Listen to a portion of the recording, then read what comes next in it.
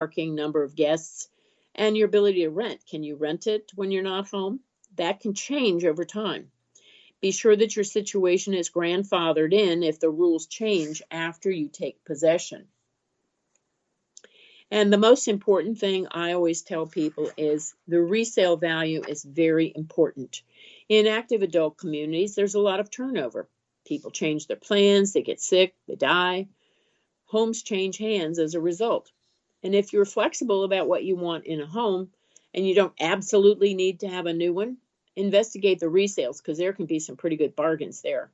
People are anxious to sell and anxious to get out from under the confines of the rules of the community. They have to move someplace else because of health issues. Lots of times you can snap up a bargain. Yes, you may have to update it, but you'll get what you want at a lower price, and you can spend that money on fixing it up the way you want.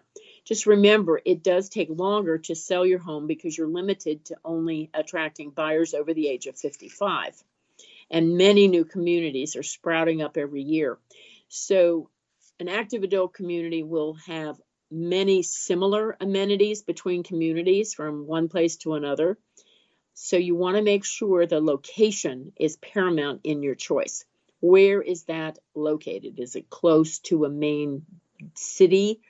Is it convenient for horseback riding? A lot of communities are now focusing on niche marketing to attract certain types of people to their area, like if you have artists or musicians or Margaritaville style amenities.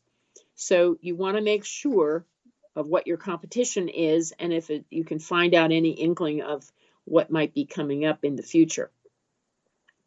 The next thing you have to think about, though, is that buying a new home will likely cost more than you plan for.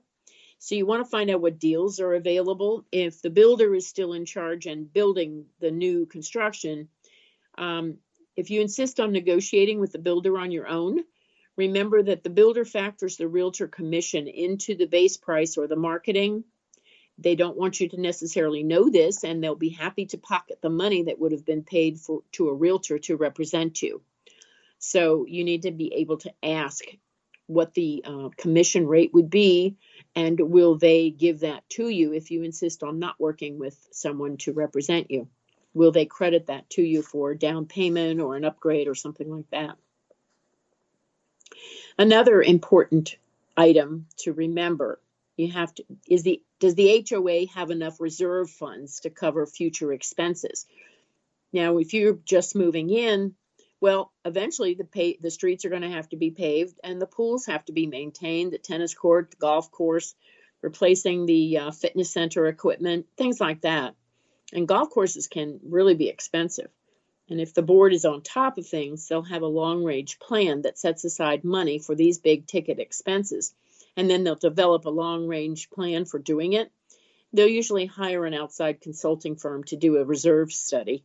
But you need to just check on that, because if they slap you with a special assessment, that can take a lot of money.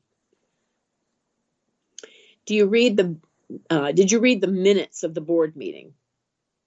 You should be able to get several board meetings to see what's going on. Are there any people who cause problems at the meetings? Are the board members pretty much unified on what they want to accomplish? Are the board minutes clear and well written?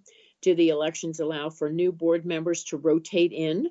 You don't want to have somebody who stays on as president for years and years and years and rules the roost. You want to talk to presidents to find out their opinions of how the board works. And you talk to the board members to see how they feel about the future of the community. How long have they been there? Are they planning on staying for a while?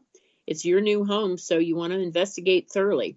Spend time doing your due diligence up front so you can avoid headaches or regrets later on.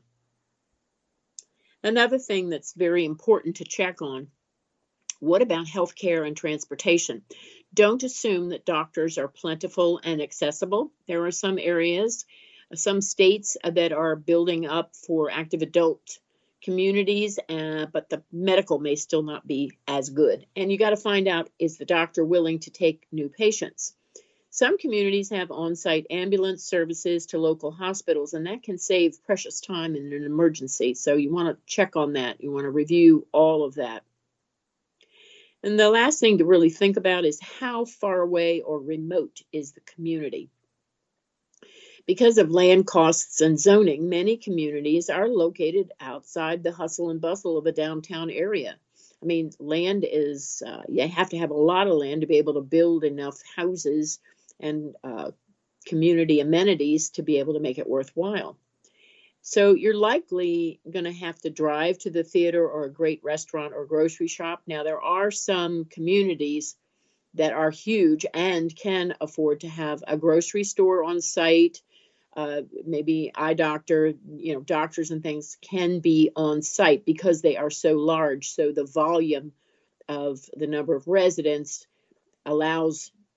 makes it beneficial for a doctor or whoever to come in to the community because they can service all the people in the community. But you want to make sure that your health plan, if you're on Medicare and a supplemental insurance policy, is that doctor part of the plan so that you don't lose out on things. And also, how far away is the nearest hospital, or is there an urgent care close by? In case of emergency, you're going to need to get to a hospital quickly, and precious time is valuable. So you want to check into all of these things, and let me know if you have any other questions about picking a community, because first of all, you need to decide, okay, do I want to live in warm weather? How about the taxes?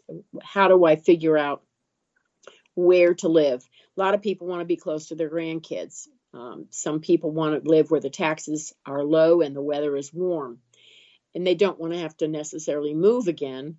But you want to pick a community that seems vibrant and well managed, because you're going to be there 5, 10, 15, maybe even 20 years. So know that the people who are moving in will often be aging with you in place. And if you pick a community that was started many, many years ago, you may run into people who are much older than you are, and it may not sit well with you. So you want to see what the makeup of the community is age-wise so that you can pick accordingly. But you can come on to my website, www.boomerhousingoptions.com, if you need more assistance. And you can listen to my other podcasts that I've done on how to figure out if you need to sell first or buy first, or how to get financing to buy something, and go from there. And you will find out. It's going to be a big decision, but you can do it. And if you need any help, you can email me at moveorimprovewithdebbie@gmail.com. And thanks for joining me today.